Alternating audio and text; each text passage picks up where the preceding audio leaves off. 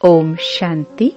15 जून 2021 बाबा के महावाक्य। मीठे बच्चे, अतीन्द्रिय सुख का अनुभव करने के लिए सदा इसी स्मृति में रहो कि हम किसके बच्चे हैं। अगर बाप को भूले तो सुख गुम हो जाएगा। प्रश्न: बाप के मिलने की स्थायी खुशी किन बच्चों को रहती है? उत्तर: जिन बच्चों ने एक से अपने सर्व संबंध जोड़े हैं, जो एक बाप की याद में रहने की ही मेहनत करते हैं, किसी देहधारी को याद नहीं करते, उन्हें ही स्थायी खुशी रहती है। अगर देहधारी की याद है तो बहुत रोना पड़ेगा। विश्व का मालिक बनने वाले कभी रोते नहीं। गीत। बचपन के दिन भुला न देना। ओम शांति।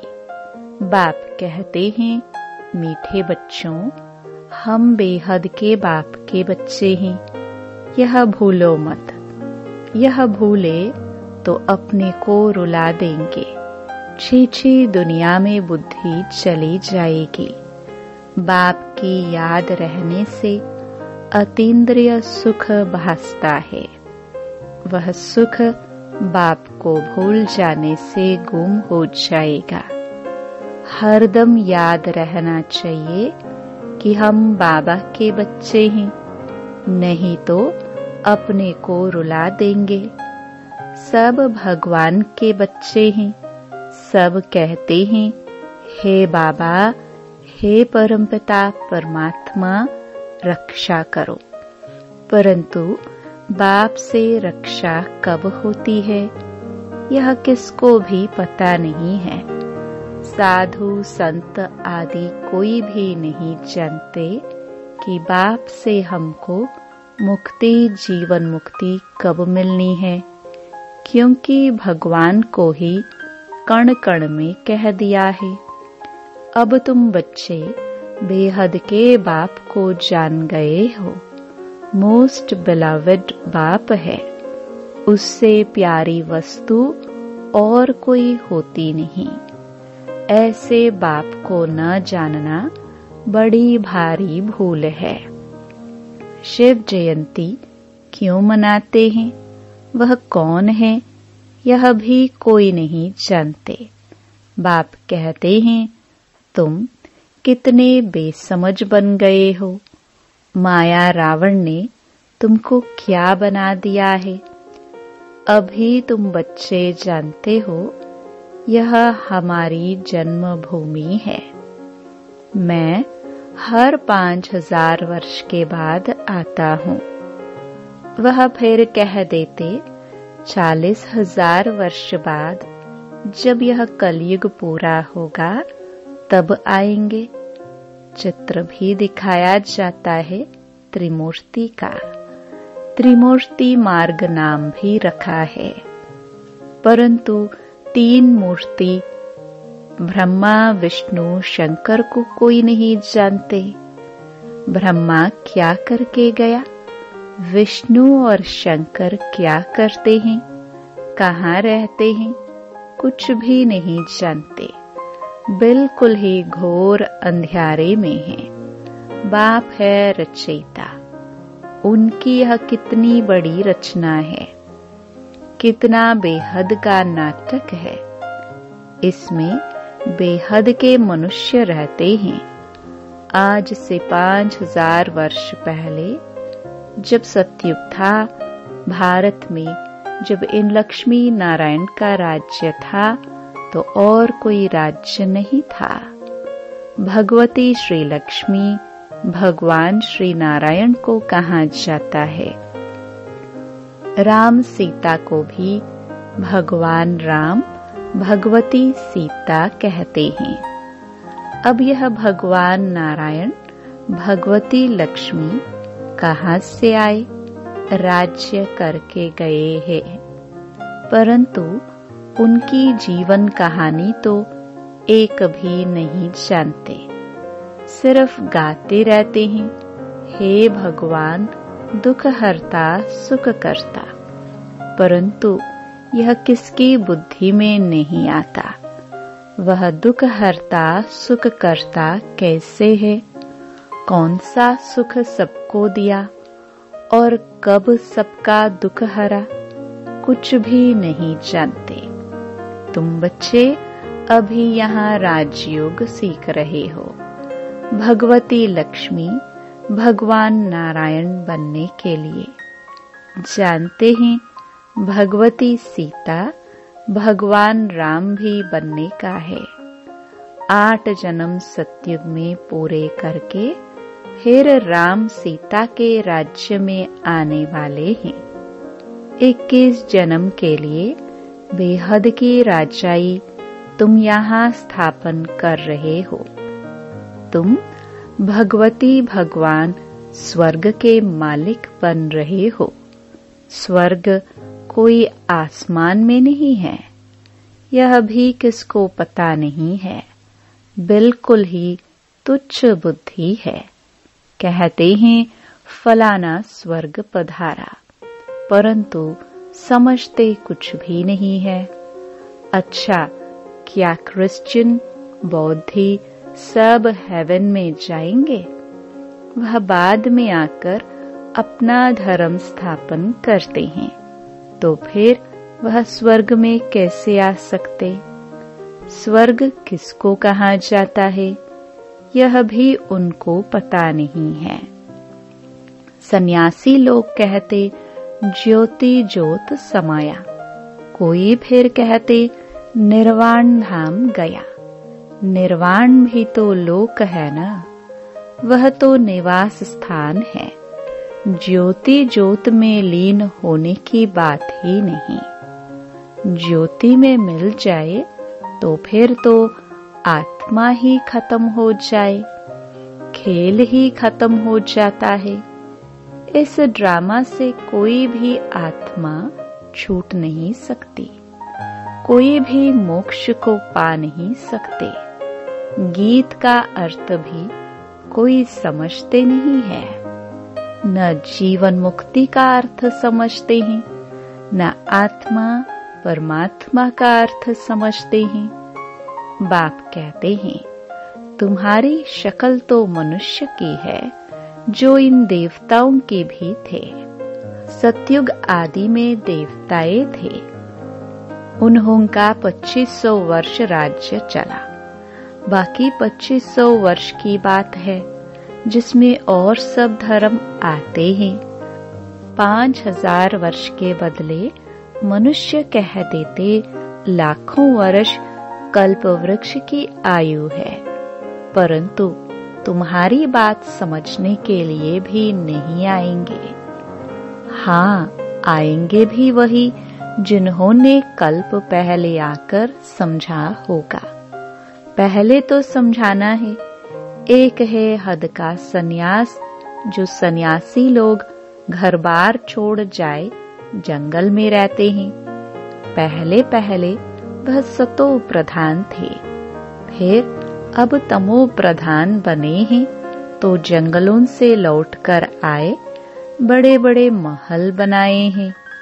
इन सन्यासियों ने भी पवित्रता के आधार पर भारत को थमाया जरूर है, भारत की सेवा की है। यह सन्यास धर्म नहीं होता तो भारत एकदम विकारों में जल मरता, पतित बन जाता। यह भी ड्रामा बना हुआ है। उन्होंने पहले पवित्रता की ताकत थी, जिससे भारत को थमाया है। इन देवताओं का जब राज्य था तो भारत कितना साहूकार था।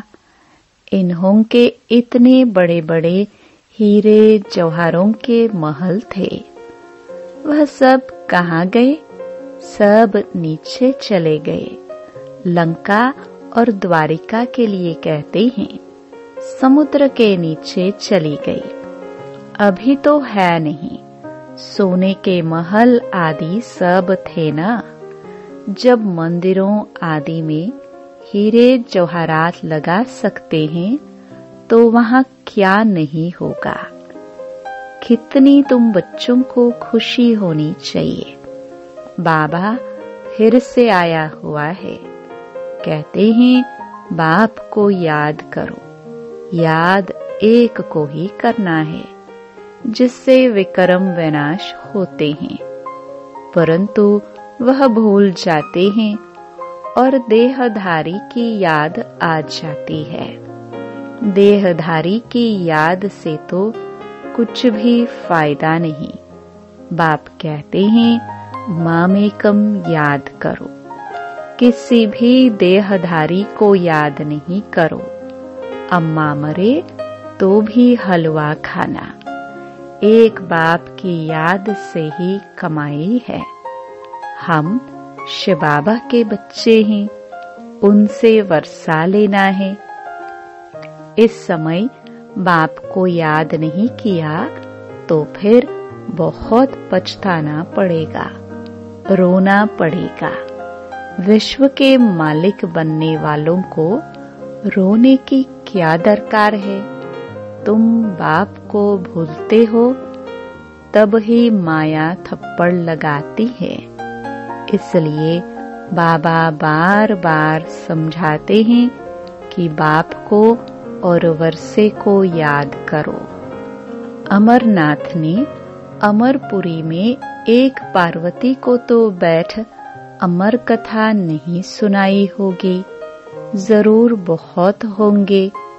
जो भी मनुष्य मात्र है सबको बाप समझाते हैं कि अब पतित मत बनो, यह अंतिम जन्म पवित्र बनो। वहां स्वर्ग में कोई विकार नहीं होते।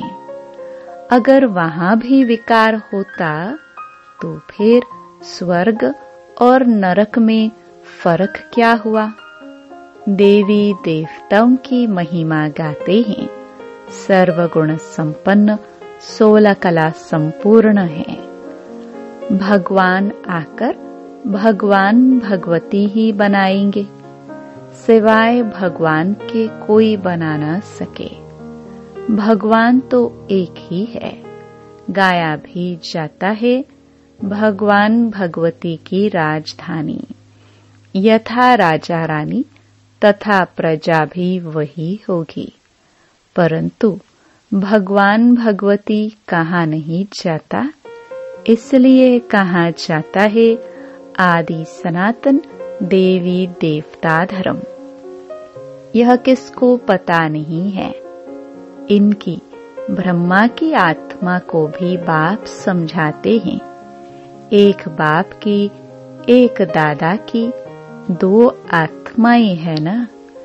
एक आत्मा 84 जन्म लेती है, दूसरी आत्मा पुनर्जन्म रहित है। बाप कभी पुनर्जन्म नहीं लेते हैं। एक ही बार आकर सारे विश्व को पवित्र बनाने के लिए हमको राजयोग सिखाते हैं। बाप तुमको समझाते हैं मैंने इनमें प्रवेश किया है। यह 84 जन्म भोग आए हैं। अब इनके बहुत जन्मों का यह अंतिम जन्म है। अब मैं निराकार हूँ तो कैसे आकर बच्चों को राजयोग सिखलाऊं। प्रेरणा से तो कुछ हो न सके। कृष्ण भगवानुवाच तो हो न सके। वह कैसे आ सकता है।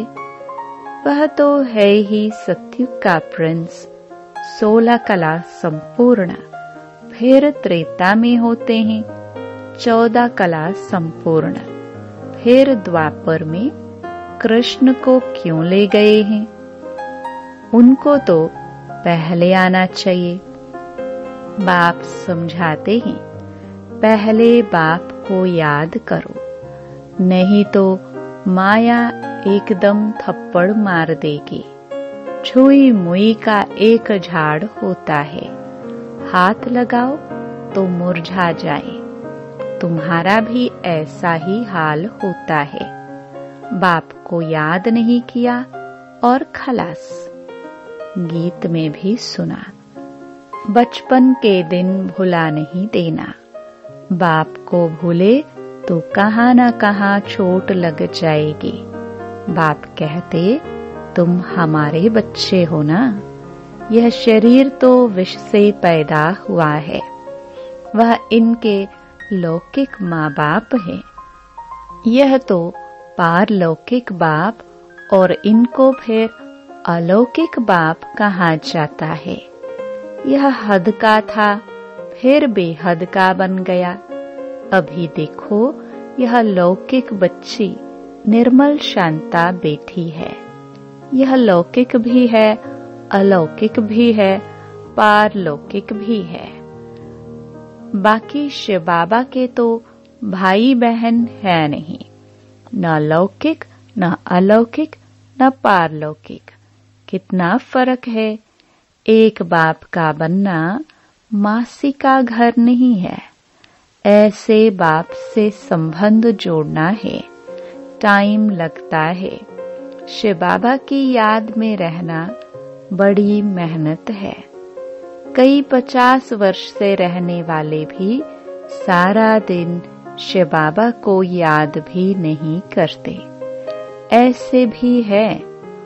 और सबको भूल एक को याद करना बहुत बहुत मेहनत है। कोई 1% याद करते हैं, कोई 2%, कोई आधा % भी मुश्किल याद करते हैं। यह बड़ी भारी मंजिल है। तो बाप समझाते हैं, बचपन को नहीं भूलना। बाप से स्वर्ग का वर्षा मिलता है। तुम जानते हो, हम जीते जी मरकर बाप के आकर बने हैं नई दुनिया में जाने के लिए।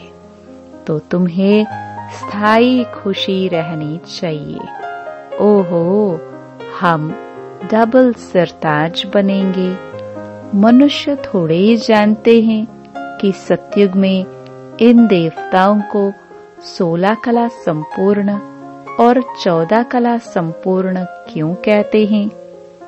कुछ भी नहीं जानते हैं। यह भक्ति मार्ग के शास्त्र आदि फिर भी बनेंगे।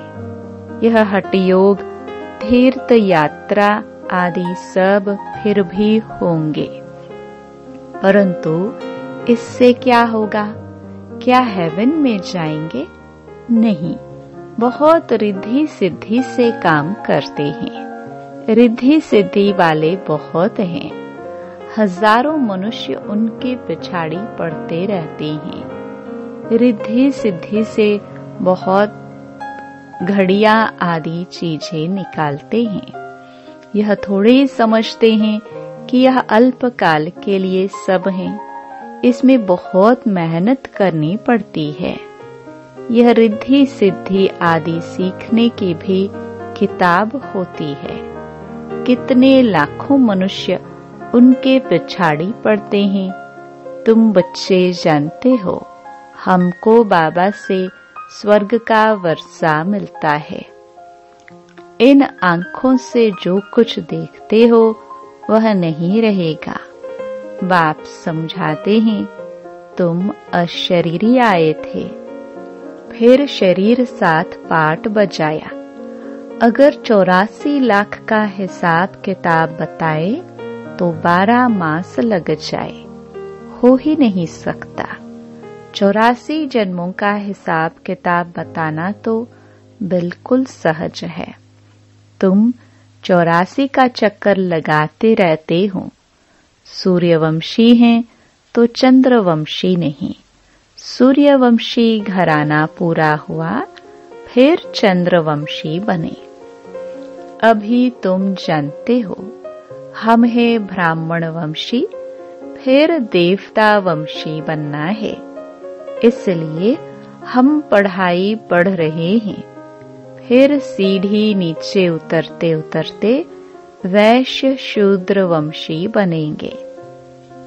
अभी अपने 84 जन्मों की स्मृति आई है। यह चक्र भी याद करना पड़े। बाप को याद करने से एवर हेल्दी, एवर वेल्दी बनेंगे, पाप कट जाएंगे।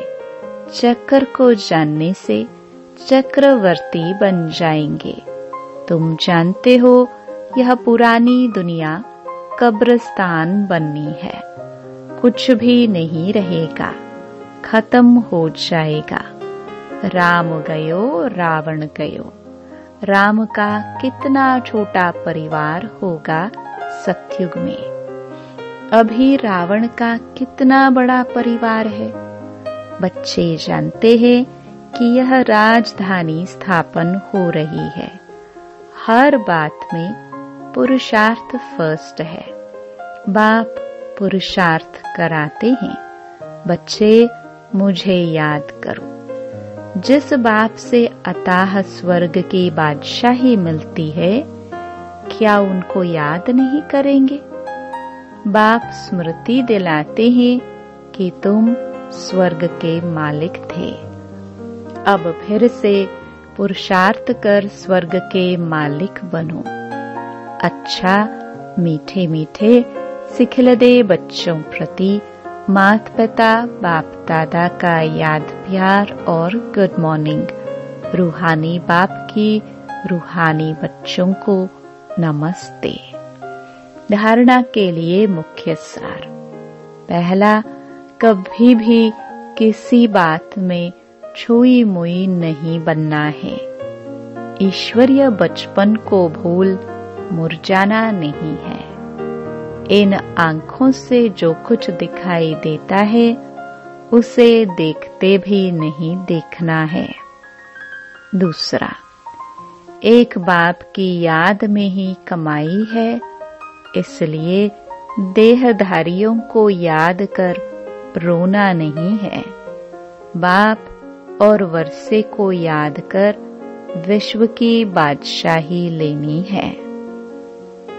वरदान, नॉलेज की लाइट माइट द्वारा कमजोर संस्कारों को समाप्त करने वाले शक्ति संपन्न भव। नॉलेज से अपने कमजोर संस्कारों का मालूम तो पड़ जाता है, और जब उस बात की समझानी मिलती है तो वे संस्कार थोड़े समय के लिए अंदर दब जाते हैं। लेकिन कमजोर संस्कार समाप्त करने के लिए लाइट और माइट के एक्स्ट्रा फोर्स की आवश्यकता है। इसके लिए मास्टर सर्वशक्तिवान, मास्टर नॉलेजफुल के साथ साथ चेकिंग मास्टर बनो। नॉलेज द्वारा स्वयं में शक्ति भरो। मनन शक्ति को बढ़ाओ तो शक्ति संपन्न बन जाएंगे। स्लोगन, जहाँ सर्व प्राप्तियां हैं वहाँ प्रसन्नता है। ओम शांति।